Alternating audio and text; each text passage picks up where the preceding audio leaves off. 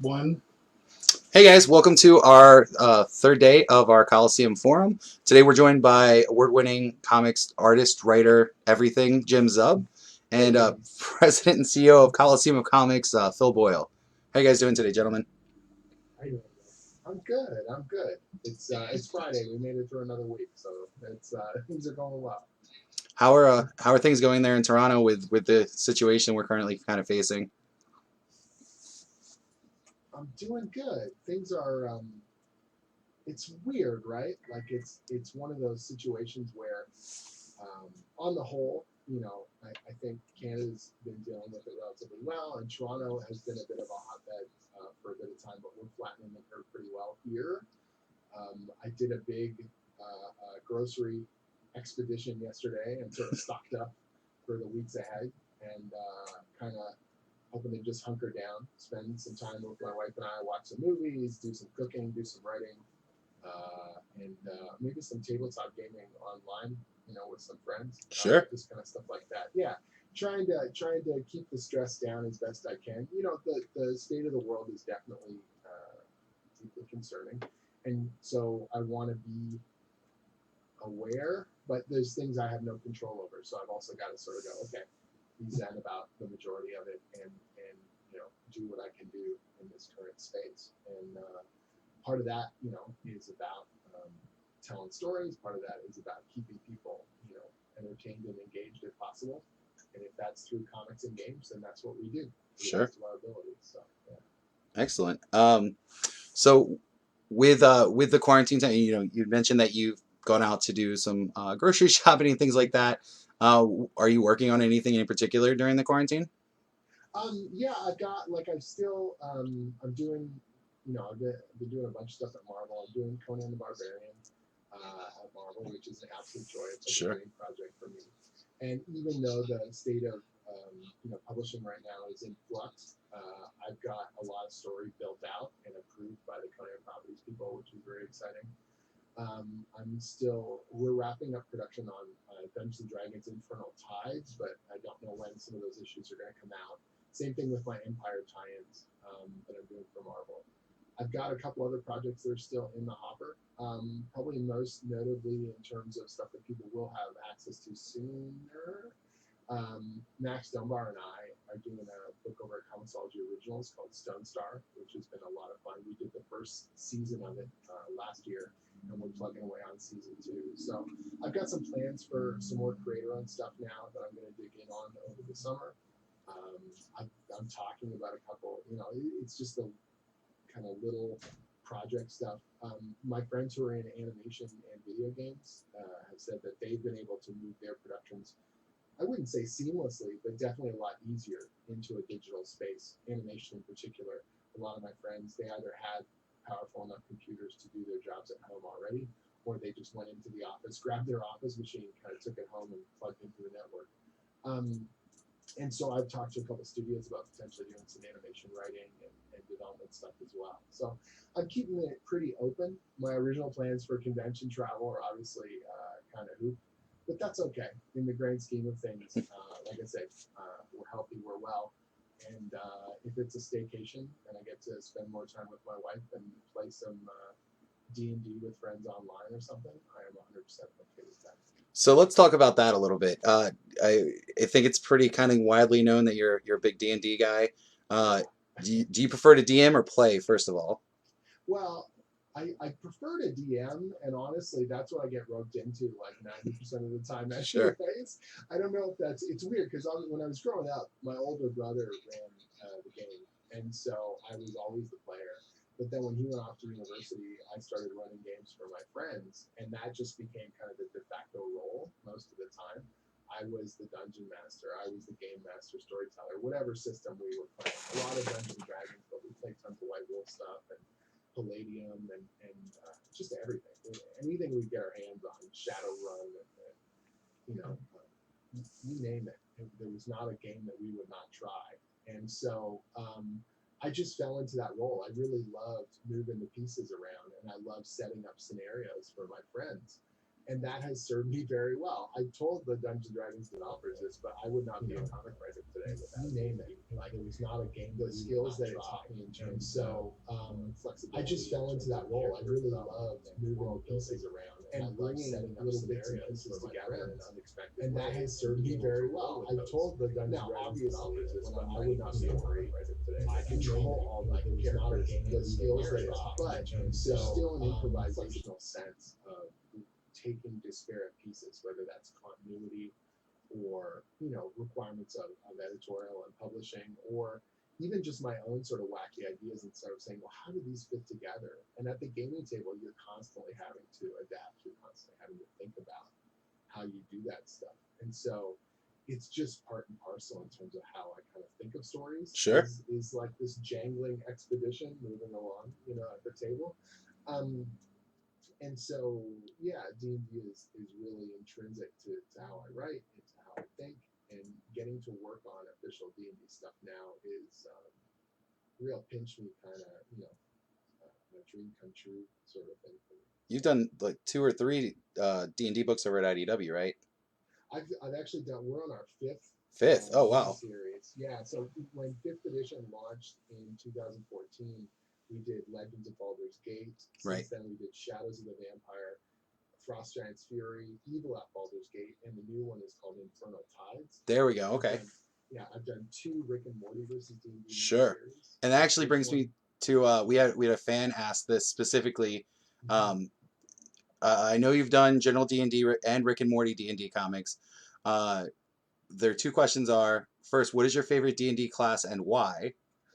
Right. Oh, okay. Yeah. So I thought we're gonna do them in 2 parts. Yeah, no worries. So my favorite class, I love rogues, and I think rogues are great because they have a combat role, but they also have, outside of combat, they're very versatile. They can sneak around, they can gather information.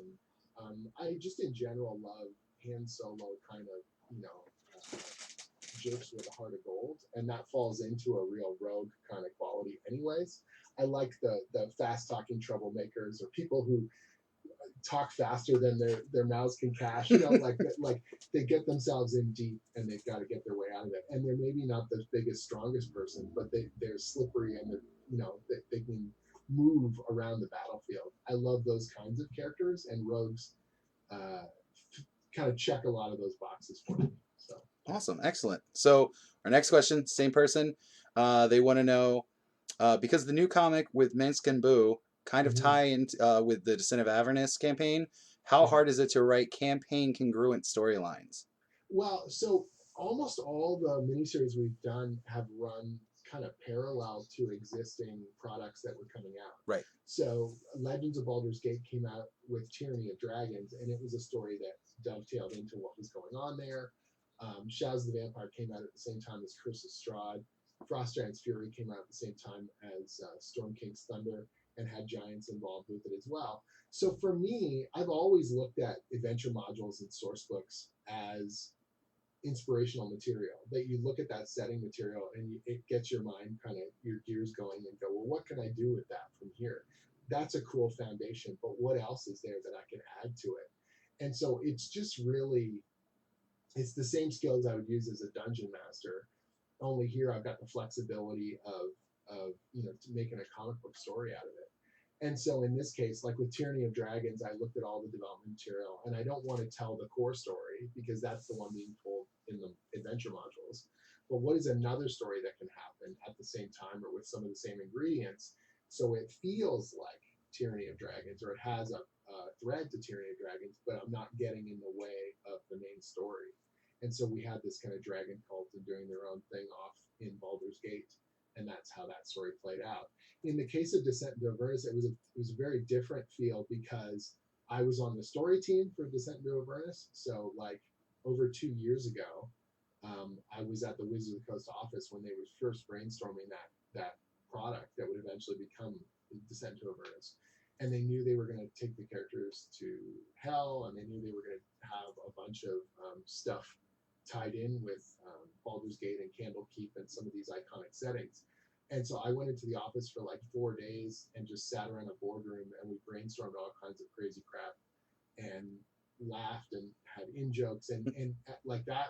I honestly felt like by the end of that time, like the D&D people were really family. Like we were really close and cool, and I already knew them sort of through our emails and stuff. But Right. now it was like Adam Lee and Perkins and all those guys. They were now just awesome. And by the end of that, so developing that was really extra special. And so I knew I wanted to have a comic come out that had some of those same ingredients to it, and that we could bring Max back. And he had done some concept art on Descent to Avernus because the product team really loved his artwork as well.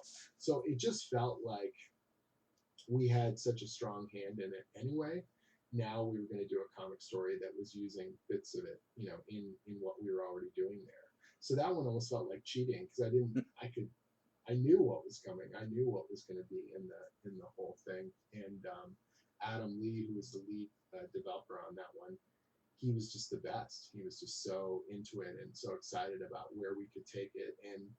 And then me taking the Baldur's Gate crew and kind of driving them through the center of that story made it even more extra special. I can't wait for people to read the last couple issues because they're so bonkers. And Max, it feels like he leveled up every issue. And the final confrontation that takes place in that final issue, there's so much going on and there's so much beautiful artwork.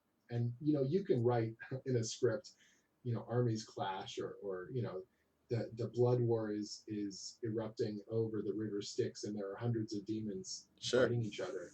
And then some poor person, in this case Max Dunbar, has to draw it, and he's going to spend a week on a page that you wrote in 15 minutes. And, Right. There's a guilt there, but when he does such a beautiful job, he's really just setting himself up for more, So it's great. It's a really special project, honestly. Both Descent and Infernal Tides. They're a milestone for me. Not on the kind of like, writing Avengers is a huge career milestone, and working on Conan the Barbarian is like tapping into 8-year-old me all over again. But because of the nature of Descent into Avernus and the fact that I got to be in the office and I got to be on the ground floor of it and then carry it through to this ancillary stuff with the comic, it's got a special place in my heart, For sure. Yeah, it's really cool. So for people that are watching that are fans of D&D, and we do have this customer set where that's all they do is they play the tabletop. You would argue the comic is, but that your comic is a great companion to go along with it, right? So if they're in their settings, this is going on a couple miles down the road, right? Right. Okay. Yeah, so for me, the way I've tried to explain it to people who maybe aren't comic book readers, but they're big gamers, is, artistically, we're able to fill out the world. You'll see 1 or 2 paintings of a location at most. Sure. And we're running around a location for issues at a time. Right. So you get to see more. You get a real ground look at these places, and it can help inspire your game. On top of that, Max in particular, he's got a real designer spirit. Even if anything gets mentioned in the books that hasn't been designed before, he does up all new sorts of architecture and guards and monsters. In the case of something like Candlekeep, they barely ever showed the inside of it. Well, we have an entire issue in Infernal Tides 2 that takes place inside Candlekeep. You get to see locations, and it can sort of inspire your ideas and help drive your encounters or excite you for the possibilities. I think that's one of the things that it can do, on top of just being a fun and entertaining fantasy story in a world that and already love. Yeah, absolutely. So you mentioned that you got to write the Avengers. I mean, that's got to be a really, really high point for any creator. Yeah, bonkers. One of the things we talked about before we went live today, I mean, you were there, Immortal Hulk, one of the biggest things in comics right now. You were there at his inception, right? With No Surrender, and then Right. Yeah, so working with Al Ewing and Mark Waid on No Surrender and No Road Home was such a mind-blowing experience because I was just coming off of Thunderbolts, and Tom Brevoort, who runs the Avengers Group, and he's a VP of publishing at Marvel. He's probably the longest-running editor at Marvel, as far as I know. He reached out to me about taking over Uncanny Avengers, and plans were in flux. And so I was going to be taking over from Jerry Dugan, who was doing Uncanny Avengers. Jerry was stepping over to do Guardians of the Galaxy. And that already was going to be cool. I Yeah. got to do this crazy mix-up of mutant characters and Avengers characters kind of brought together. And the very fact that they didn't fit together cleanly kind of worked well for me, because that created all the drama, that they weren't a perfect fit, that they weren't all unified in terms of their vision for what they should be. I got to write, Rogue and Scarlet Witch and Quicksilver and Doctor Voodoo and like just a bunch of cool characters. Human Torch is in there even, because at that point the Fantastic Four wasn't being used, but Torch was around. Like, it was just a neat, funky kind of crossroads of Marvel characters, some very new and some very old, that were in the mix there. And then the idea came that Jason Aaron was going to relaunch Avengers around the time of the movie of Infinity War coming out, but they wanted to send off all the current Avengers titles in some sort of an event. Right. And so that was Mark Waid's flagship Avengers book, Al Ewing's U.S. Avengers book, and my Uncanny Avengers book. And so we came together with this idea of doing a weekly. Well, Tom, I think, came up with the idea of doing a weekly, and we didn't have a set number of issues, but there was talk of somewhere like, I think, 12 to 18 or something. And we jammed a little bit over email, and then the decision was made that we needed to get together in person. So we all flew into New York, and met up, literally in the boardroom, and did like 7 or 8 hours of story development at a table. And it was one of the most intimidating and strange kind of experiences of my career, because I had only been doing Marvel stuff for about a year. Right. Just over a year at that point. I mean, I'd done other Marvel stuff, but let's say, in continuity kind of Marvel Universe stuff for about a year. And all of a sudden I'm sitting at the table with Tom and Mark and Al. And at that point, Al was really known for having a really cool imagination, and he was just going cosmic with all sorts of funky stuff in the Ultimates and things like that. And Mark Waid's Mark Waid. He's got a huge, footprint in the industry, and he's a legend, and he knows continuity like nobody else. And I'm thinking, why the hell am I here? Like, how did this happen? How am I going to hold my own, at the table, but not seem overly eager, not seem like I'm trying too hard? Like, you want, Right. it's almost like a date night, like you're trying to be the perfect, whatever, right? And so I'm trying to be me, but the best version of me. And so at first I'm pretty quiet, and then I start to get my legs a little bit, and we're jamming different ideas. And the first thing we gotta do is figure out, in this case, we all have our own characters in our books. They're all going to mesh together. Right. What's the threat going to be? How's it going to work? What are the stakes? How are we going to pay this thing off? And what permanent changes can we make to characters? Or what big things can we do to make this worth reading? And we're throwing, the morning is kind of chaos. No one quite knows what the story is going to be. And we're throwing ideas out, and everyone's a little grumpy and weird, because we're trying to find the structure for this thing.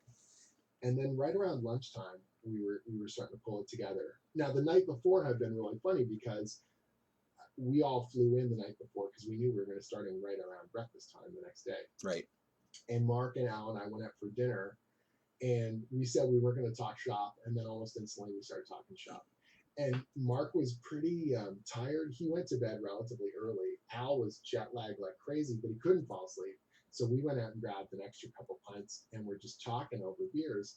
And Al, if you've ever met Al Ewing, he's the greatest. He has the lowest timbre and this, British accent, and he kind of mumbles a lot. And you wouldn't think that he's very confident, but his ideas are so fully formed. Right. So he's telling it to you in this weirdly timid way, but it's brilliant. And so he starts going on about the Hulk and how his favorite character of Marvel is the Hulk.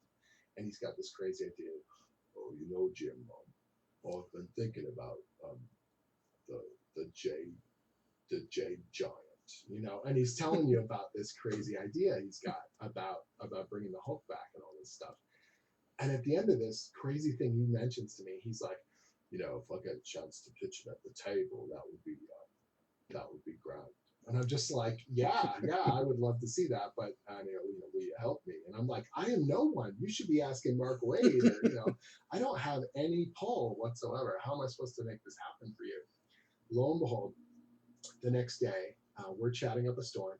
Axel Alonso, who's editor in chief at the time, pokes his head in the door and says, to Tom, yeah, we're cool. If you guys want to use the Hulk at some point, we're cool with it. It would be cool if you guys could find a way to bring him back. And Al just looks at me, and I look at him, and I'm like, oh boy. And Al goes, oh, I've got Tom, I've got a thing. And he just starts talking, and I say, guys, you got to hear this. And everyone at the table kind of went quiet because we hadn't been kind of all in on one thing. And then Al just blows out this crazy idea about the green door and some stuff I don't think has even happened yet in the book. And this is years ago, Right. And we were all kind of taken aback at how awesome it was and how emotional Al was about telling us about this thing. And there's this little pause after he finishes, and Tom goes, "That's really good, Al.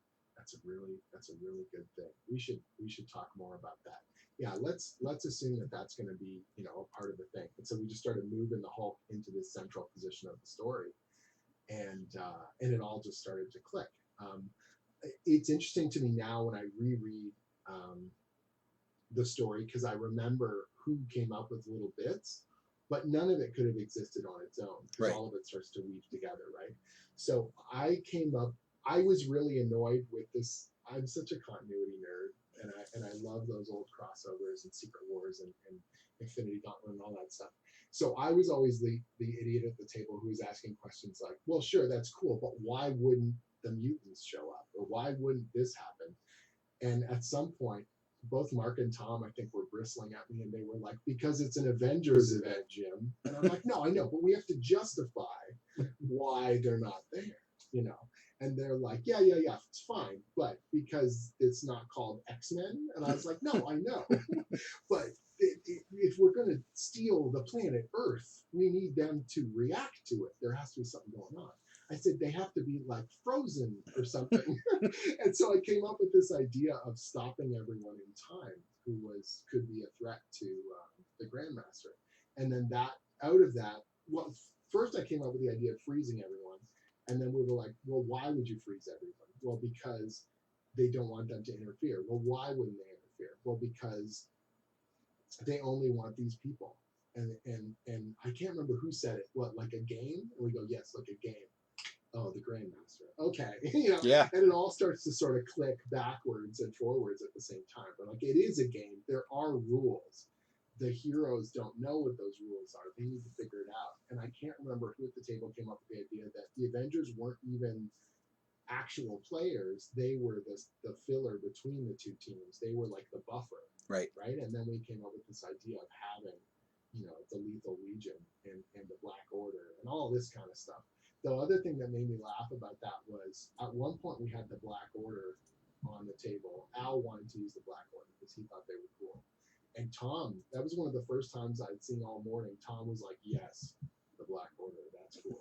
That it is cool. I mean, that was but still we a great didn't book. know they were going to be an Infinity War. Oh, wow. No one knew. So you guys had kind of come up with this idea to bring them in. We just had them in our story idea, right?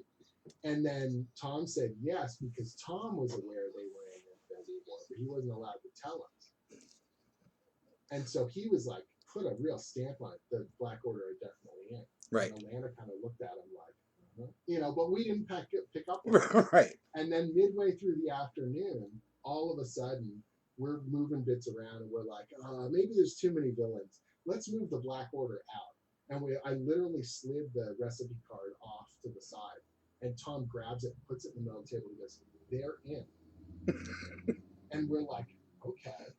And then Mark goes, oh shit, they're in the movie, aren't they? Tom goes, if they were, do you think I could tell you? Right. And we all just went, woo, like, right. All right, we got something cool there. This is fun, So that was kind of nice. So let me ask you this. You've worked all over the industry. I mean, you've been a writer. I think you've done art. I mean, you've done everything. Yeah, I've done lettering. I've done coloring. Those kinds of things have really editorial. They've served me really well because I kind of know what's happening in the pipeline, and right. I try not to make anyone's job any more difficult than it has to be. So, what was the first time you were like, "Oh, this is a comic book. This is something I'm into." Like, what was your first exposure to that? Like, you mean that I'm a part of? No. Like little kid Jim Zub. Oh. What did I love as a comic? Like the first comic I remember collecting was probably G.I. Joe, Greatest American Hero. Like I had the toys, and then the original episodes of the TV show on the cartoon, at the very end of it, right after the credits, it would literally do a little spinning thing and it would say, "Buy the Marvel comic." And when you're like 7 or 8 years old, you're like, "Yes, master," and you go do whatever the television says. And so I went and bought the Marvel comic, and the Marvel comic was way cooler than the cartoon. They weren't just shooting lasers; people were getting killed, and they were like badass ninjas and blood and Sure. stuff. Yeah. Larry Hama's, GI Joe was the coolest thing ever, and so I was totally digging that. And then on top of that, I'd read Spider-Man like in the Electric Company and Spidey Super Stories and Sure. stuff, because they had the Electric Company, I think, in my school library. So I knew Spider-Man, of course, and the cartoons and all that stuff. Spider-Man is Amazing Friends and whatever. But then I just really liked the book, and so I started collecting Amazing Spider-Man. And I can remember to this day the first issue that I bought with my own like allowance was the cover's got, it's not a special issue of Spider-Man.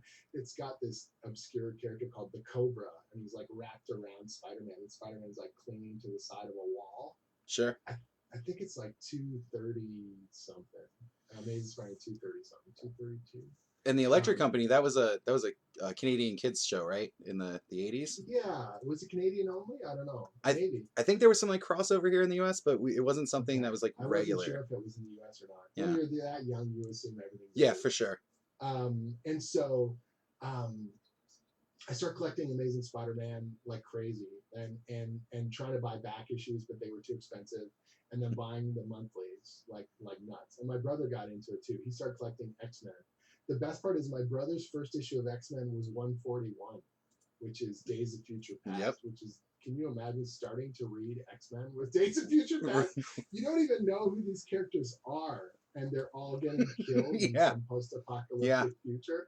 And you're like, this is the grimmest thing ever. This must be serious and cool, And so Joe started collecting X-Men, and I was collecting Spider-Man. And then when the official handbook of the Marvel Universe came out, deluxe edition, we bought every issue, and we were friggin' obsessed with it, because it was the encyclopedia. We couldn't afford those expensive back issues that were up on the wall, right? All those special rare ones. So that was our way of filling in all the gaps, who these characters were and how they knew each other and how many adventures they'd been on before what we had started reading. That I became obsessed with it. My brother became obsessed with it. We would test each other on bits and trivia and facts from the official handbook of the Marvel Universe. And we would try and buy key issues, look for them at garage sales and dig through flea market boxes for them to try and not expensive stuff. We couldn't get the really rare stuff. We were buying the first appearance of the Trapster, and, just like whatever you could get your hands on, because it was a first appearance. It was exciting and cool, and they listed it in the official handbook of Marvel Universe. It must be special. I've actually got right here on my shelf. I have a whole shelf of just comic book reference, and eventually they would release these soft covers. Yeah, absolutely. And so I have the full set. These are my brother's originals. He gave them to me when I started writing for Marvel, and he said, "You need these." Yeah, no, I mean, those are awesome reference material. Me and my brother, the same story. We would collect those, And I still use them, not because they're current, but because what I'll do is I'll flip through these, because it's way easier to do this than browse website randomly. I'll flip through these and I'll be like, whatever happened to, the armadillo? Right. And then I'll just look him up on the Marvel Wiki and find out what's been going on, and then be like, is that a good fit for what I want to do?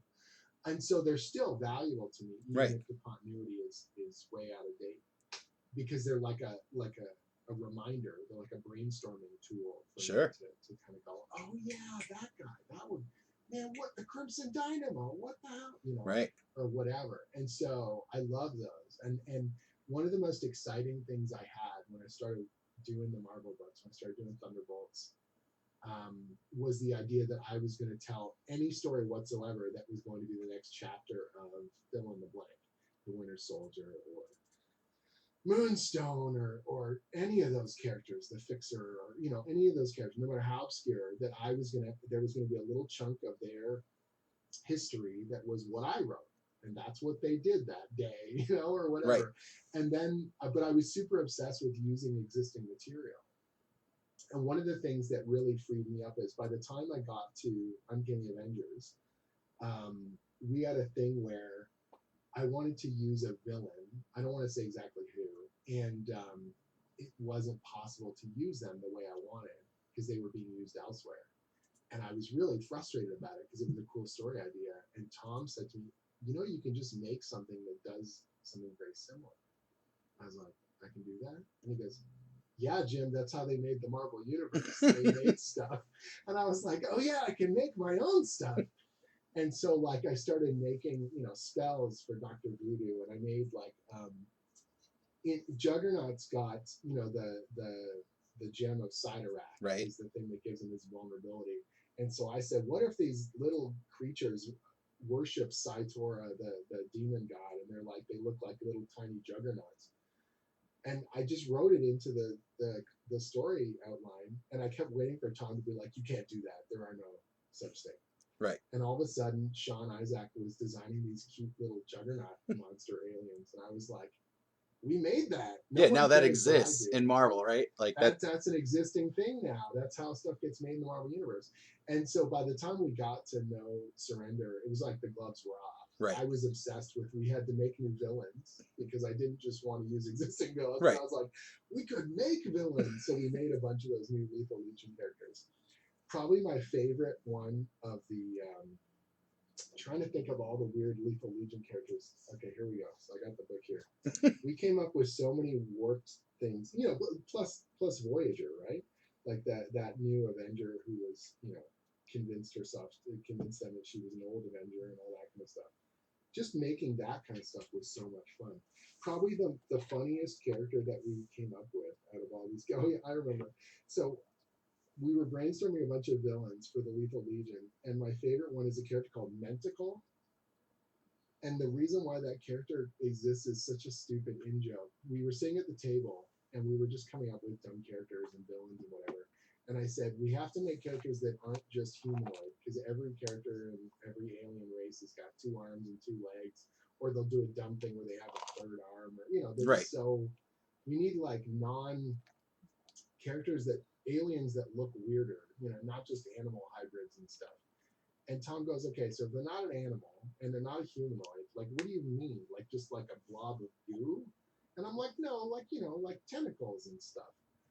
And they're like, great, Jim, we'll make sure something has tentacles. And they all sort of chuckled or whatever. And then later in the conversation, I was talking about powers, elemental powers and flight powers. Everything's been done, right? And I'm like, we need characters with mental powers, like psychic, like we could do something where like a cloud of mist that's like just a psychic presence or something. And they go, how's an artist going to draw a cloud of mist that's a psychic? I'm like, I just don't want the typical looking thing, And they said, so like the tentacles. I'm like, yeah, like the tentacles.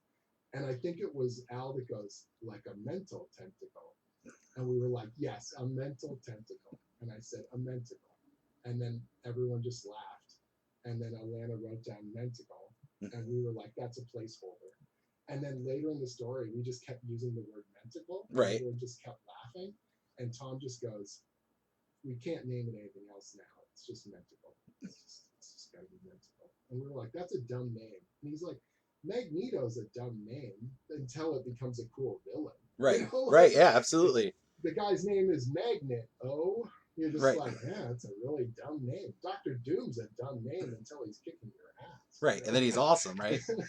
And now Mentacle, man, that's got to be the greatest villain name ever. So you've gotten to work, I mean, on the stable of characters at Marvel and elsewhere in your career. I mean, you've done D&D characters, yeah. You've done the Avengers, and I mean, pretty much everybody. Is there somebody, a character that you haven't had an opportunity to work on that you really, really want to do? So and this is the easiest fulcrum if Marvel ever wants to push, and Tom knows, and I think everyone at Marvel knows, CB and everyone else knows. If they ever want me under their thumb, they just have to say Doctor Strange. They just, do you want to do Doctor Strange? Yes. I'm yours. Just I'll roll over on my belly. It's fine. I'm done. Because that character to me was so cool when I was a kid because I loved D&D. Right. This guy was a wizard and he's a superhero. Well, he's the best, right? Right. Like he gets to do both. And I love the magic stuff because it had that, fantasy flair. and the supernatural characters I love a lot, right? So any of those characters I'm pretty obsessed with. So whether it's Ghost Rider or Werewolf by Night or Blade, any of the like, what did they call them? Oh, You know what I'm talking I about. do. As soon as you started talking about it, I was like, he's talking about this team, and then now you ask. Yeah, the minute that I said it. Well, what's funny is they had an earlier name and then they changed it. Oh, they called them Legion of Night when Steve Gerber did it, and then years later they called them the Midnight Suns. There it is. Yep, Yeah, Midnight yeah, Suns. there we go. But yeah, so I would love to do any of those characters. I would be down with Man Thing and all that stuff. So, and you'll see those characters creep up in my stories like crazy. Like if I can find a way to inject, magic into the story. There's a reason why Scarlet Witch instantly came on the team when I took over Uncanny Avengers. Right. She's like my favorite Avengers. She's magic, and the randomness and coolness of her powers always made me happy. Brother Voodoo's another one. I was like, yeah, that guy's awesome. Dracula and Blade and like all the supernatural characters are a dig. But Doctor Strange kind of feels like he's central to all that for some reason in my head. I mean, he's the Sorcerer Supreme, right? I have ideas. Sorry, say it again. He's the Sorcerer Supreme, right? That's like right. he's the supreme sorcerer Master of the Marvel U. Arts. He's the best. So yeah, I would do Doctor Strange in a heartbeat. So I think that's sort of like if that Marvel ever needs, they got me. They just got to say Doctor Strange, and I'll be like, yes, sir. All right. Blade's another one I would love to do. I was pushing really hard internally to get something Blade going. And then they announced the movie was in development, and I was like, oh, that's kind of doomed me because now it's going to go to some like super, A-list team, and I'm still trying to get that, Now, no offense to anyone else, but like, yeah, I've got a really cool Blade pitch that I actually have, ready to go at kind of any point. I would love to do a cool Blade story. Yeah, those are the characters that I kind of really dig that I haven't sunk my teeth into. So more like the mystical characters, the mystic supernatural end of things. I have a dumb idea for the Warriors 3, but I don't know that there's really a market for that. But I have a funny idea for them. Champions was sort of my solution to the Legion of Superheroes. I wanted to have 100 team characters all running around the world, and that was sort of the pitch for the book we did last year when we said, the world still needs heroes, and there are heroes all over the world, that we would populate the Marvel Earth with cool characters in every corner, that there were team heroes that were either popping up or had existed but you didn't know about in all sorts of countries that may not have had representation before. And that was sort of like kind of my big picture idea for what we could do with Champions over the long haul. So it's something like Champions. When you sit down, and I'm guessing you probably pitched it, but how do you come up with like, all right, I need these characters for this kind of team dynamic because I'm going to tell this kind of story.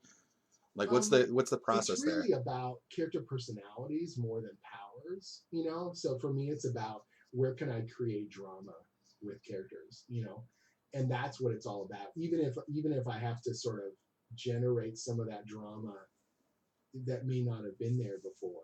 You know what I mean? Like, how can we sort of turn up the dramatic elements? When I go back and I reread some of my favorite Marvel comics, my brother collected X-Men, but I would read them. Right. And the dynamics that Claremont would have in the book, where the characters were constantly falling in love and falling out of love, and competing with each other and proving themselves and screwing up, and it was always a moving target. I loved that about the book, and as I've reread them, I appreciate it even more because it's insane as a soap opera when you try and explain it. But from issue to issue, you always knew what motivated the characters and why, and you always appreciated what they were going through and what the choices they had to make. And that to me felt like, it still feels like a gold standard in terms of month-to-month dramatic storytelling. Sure. That as a sequential story, the 400-foot view of how many times these characters fall in love or fell out of love, or how many times they've nearly died and come back, is utterly ridiculous. Sure. But you weren't worried about that because this month, the mutant massacre is the biggest thing ever, and it's scary and incredible, and what can happen now. That was what was so cool about it, and one of my goals when I work on a monthly book is to try and inject those dramatic moments and make it feel like the stakes are high and you can't wait. You have to see what happens, now, because it's exciting. So. Excellent. So we talked a little bit about working on Conan. What has that been like for you? And 8-year-old me freaking out all the time. The Conan comics became a big staple of my reading. My brother was obsessed with the original Robert E. Howard novels, and I started reading those as well. But they're really purple prose. They're pretty poetic and amazing. But the comics were an even easier way for me to visualize what was going on. And then, of course, the Arnold Schwarzenegger movie becomes pretty, iconic. It's interesting to me now, as a fan of Conan and Robert E. Howard, the movie does not hew to the novels very closely, and in fact, kind of 180s on some of the core concepts of who Conan is. The Conan that you see in the classic movie has bits and pieces of Cole the Conqueror and has bits and pieces of just John Milius's own kind of stereotypes of fantasy in there, and it works as a film, and it's still thoroughly entertaining. But the Conan, the footprint that Arnold's character has made on the character, in the sense of the slow, kind of dim barbarian who's all strength and no brain, is a disservice to the original novels. Conan in the Robert E. Howard stories is a survivor at all costs. He's incredibly smart, not book smart, well, like deep library learned, but he is conniving and careful and he's a very good judge, an instinctive judge of character, and able to navigate even complex social situations with a directness that comes across as brusque, but is not stupid. He is Right. not stupid.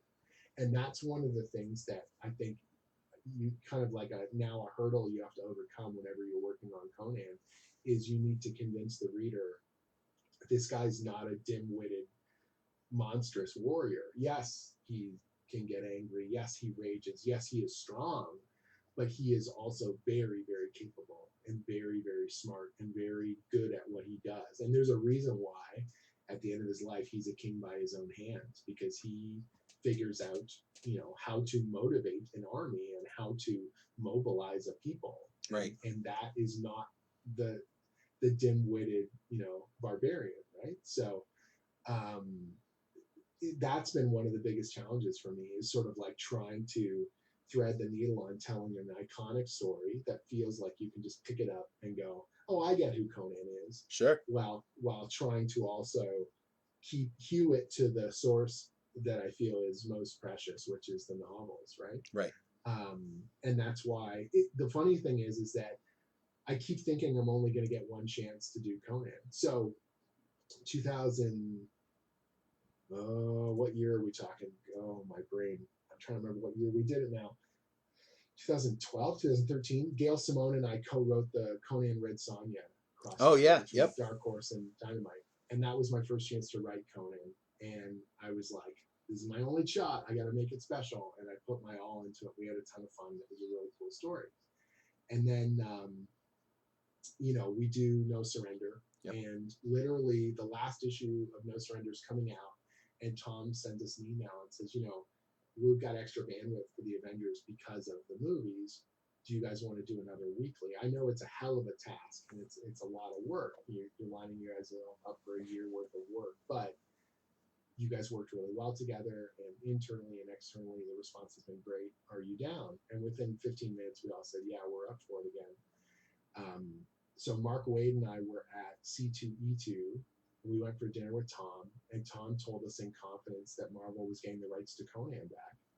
And they were like, do you guys want to use Conan in this story? That would be a really cool kind of Immortal Hulk sort of surprise moment. Right. And my first instinct was no, because I know that Conan fans would get angry and they'd be like, Conan the Avengers, that's stupid. And then I was like, they're going to do it anyways. I would rather have a hand on the steering wheel and try and make it as Conan as possible. Right.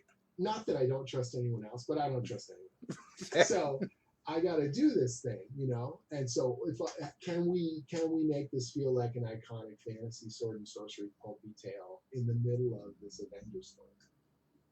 And then I had the idea of Conan, the warrior and the witch. So can we get the Scarlet Witch and can we Sure. tie in a bunch? She's one of my favorite characters. Great, this will work. And so that started to sort of germinate right from there. And we were months before we were getting together to do the story, and I was already threading a bunch of Conan stuff in there. The one piece that I didn't get to use was I wanted to have the Black Knight in that story. Oh, that would have been cool. Now That would have you been really got cool. Conan and the Black Knight, Yeah. sword, and eventually we were like, we can't, like, Conan's got to be the guy with the sword. We can't have multiple guys with swords Right. running around because then it just diminishes his utility in the Right. story. And so that was the only piece that I was really sad about because Dane Whitman's so awesome and the Ebony Blade's awesome. And now in Empire Avengers, I get to use Black Knight, and that is that's just because I said, Tom, you wouldn't let me use the Black Knight way back when. I'm using him now. Like, tell me no. right. Otherwise, I'm using him. And Tom's like, you can use the Black Knight. Oh, that's awesome. They're there. So pat you on the head. You get your Black Knight. Because I gave him up, back in the day. So, yeah, writing that Conan story again. I thought this is my only chance. This is my last chance to write Conan. I got to write this cool Conan thing. So And for our collectors and our continuity hounds, I have to ask, right? Yeah. Is the Conan that you wrote with Gail Simone in your crossover and the Conan you're writing now, are they spiritually the same guy? No. So it's weird. The way we wrote Conan Red Sonja was out of Marvel continuity because obviously this was at Dark Horse anyway. Right. And we also wanted to make it. We didn't want to have to call back to the number of times that Conan and Red Sonja had crossed over. Right. Because it got too complicated. Because they crossed over multiple times in the main monthly book. They crossed over multiple times in Savage Sword. Sometimes they even act differently to each other for no apparent reason, just because they're different stories. And it just got messy. And so our idea was, as far as we were concerned, this Conan Red Sonja miniseries was going to be the first time they met, another time they met, and then the last time they meet. And so we got to do all three eras of the character. We got to do the young and brash and impetuous versions of those characters, them in their prime, and then the king and the kind of warlord Sonja. Sure. And so that way we got to play with all the toys. We Right. got to tell a complete story, and it feels epic without having to address a bunch of hanging, bits. So it's not the same character. Now the character, the Conan that's in No Road Home, I know exactly where, between what issues, that Conan got plucked from Marvel continuity. Because I was obsessed with this. That if we were taking Conan out of the Hyborian Age and we were inserting him into the Marvel Universe, because the decision was made to keep him around at the end. Right. And eventually Jerry would do Savage Avengers. Right. And in that, now Saladin's doing the Battle for the Serpent Crown. Right. Yep. I needed to know which Conan we were dealing with. And so I said, it's after Belit dies. He's in his prime, but he's a bitter, warrior, right? Because that gives us the most dramatic kind of juice to play with and all this sort of stuff. Sure. And so I knew these stories in the Marvel continuity had happened, so we could address any of these ones and it would make sense. And everything after that point hasn't happened because Conan is now, that's a separate sort of timeline that is now that Conan. Right. And the Conan that I write, Conan the Barbarian now, he's a younger, the current one I'm writing is just after God in the Bowl, so it's pretty early in the Roy Thomas Barry Smith run, and it's like he's young and foolish and kind of sowing his oats all over the South and causing trouble, and so I wanted to write that era of the character because I like that part of his life. And I find it really fun to have the discovery portion, right, instead of the grizzled warrior who's seen it all, but what was amazing was I got to do No Road Home. In the first issue, where Conan shows up, in every issue we would have a little back matter page with like interviews or little teasers or design bits. And Alana said, I know you love Conan. If you want to write a little thing about Conan the Barbarian, would be happy to publish it. And I literally, in like half an hour, wrote a love letter of why Conan the Barbarian is the best damn character.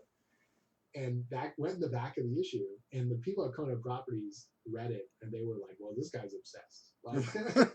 And so that definitely got me in good with them. And they liked, of course, the story we were writing. Sure. And they found out that I had written most of the Conan pages in No Road Home, and I thought I was going to have a fight about that. At the table, we again got together in person, and we did story development for No Road Home. I went in there knowing we were going to use Conan. And like I was building a legal case, I was going to prove to them I was the guy who was going to write the most Conan. I've already written Conan. I know the characters. I know the novels. I love the comics. I've done all this research. Here's what I think we need to do. That's why you need to let me write Conan. And I sit down at the table and we're talking, and finally we come around to the Conan situation. And I start to build my case. And Mark Waid goes, "I don't really care about Conan. Of course you can write it." And I was like, "What?" And then Al Ewing goes, "Oh, Conan's cool, but like clearly it's your thing, so you should do it." And I got kind of angry. I was like, "Guys, I came here to fight. I wanted to prove that I was the Conan guy, and you guys just laid over and gave it to me." Right.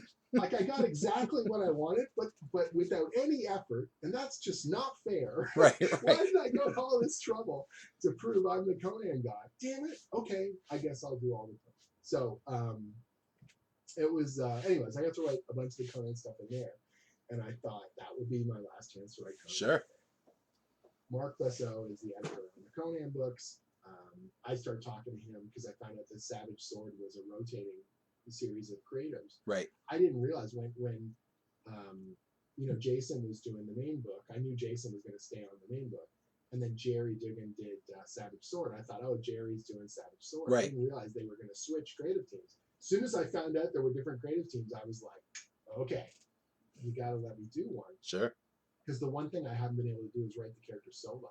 Right. I've written the character, with Gail. I've written the character with Mark and Al. And yes, I wrote a bunch of that, but it's still on the cover. There's multiple writers. I need this little Solo credit, right? And so I pitched a Savage Sword story, and the Conan Properties people really loved it. And that was kind of my stamp. Like I thought that would be my only solo Conan story. So I made this story called Conan the Gambler, and it's Conan caught in this gambling hall where it's like you can bet your life, and it's all this crazy high stakes stuff and murder and pulp, and it was me trying to do Robert E. Howard. It was me trying to be as close to those original sword and sorcery stories as I could without copying them. And that was sort of like, if I had my druthers, that's how Conan should be. And they got Pat Zerker to draw it, and it turned out great. And the Conan Properties people loved it, and I was like, done. Okay, I've done my Conan. I made my mark. That's the best I can do with Conan. And the minute that I got it done, the Conan Properties people were like, "This is the guy. This is great." We've got a deal. We're negotiating with Marvel to do multiple Robert E. Howard characters, and we feel like the best way to introduce them is to have some sort of event. Because if you just release Solomon Kane and Right. Dark Agnes, no one's going to know who these characters are. What if we could bring them together? And they're like, "We feel like you're the guy to do that." And I was like, "Oh boy, that's a lot of pressure." But I was so pumped to do it, to reread those books and to come up with something. And eventually that thing was Serpent War. And so we made this cool miniseries. We brought all these characters together. And by the time I handed in the script for Serpent War #1, I was super happy with it. CB and everyone else was really happy with it. And they told me that Jason was heading off the monthly book. And they were like, "You're our first pick. Basically, if you say no, then we'll offer it to another writer." And I was like, "Oh my God." Yes, of course, I want to do Conan the Barbarian. That's like dream bucket list for me. And the minute I got off the phone, I was terrified because I was like, I have to try and write like Robert E. Howard every month. Like, this isn't just about doing a 3-part story. This isn't just about doing a miniseries. Now I'm tap dancing every month. And what a cool challenge and what a crazy thing. And that's what's been really fun now, is pushing myself to not just tell one Conan story, but to keep generating that kind of excitement. Sure. And to keep generating those kinds of things that I love about the character, while equally not just falling into stereotypes and cliches. Sure. And So it has been one of the coolest projects and one of the biggest challenges I've ever had. No, absolutely. And so at this point, this is going to go ahead and end our third Coliseum Forum. Jim, thank you so much for doing this. I think everybody learned. I learned a lot. Thanks, man. I want to go home now and read Conan comics for the rest of the day. Awesome. So I want you to read Conan yeah, comics. They're the best. that's the plan. So thank you so much for doing this. You've been absolutely great. Do you have anything coming out soon that you want to plug? Well, not soon, but in the future Sure. you'd like to plug? I mean, Conan the Barbarian's dream book for me. I hope you guys pick it up and enjoy it, even in iota as much as I do, because it's the best. Dungeons and Dragons Infernal Tides. I've got 2 Empire crossover books I'm doing. One is Empire Avengers, and the other one is Invasion of Wakanda. And keep an eye out for other cool things I've got being announced this summer. Jim, thanks again. Thank you. Thanks, Jim. Have a good one. Be safe. Take care now.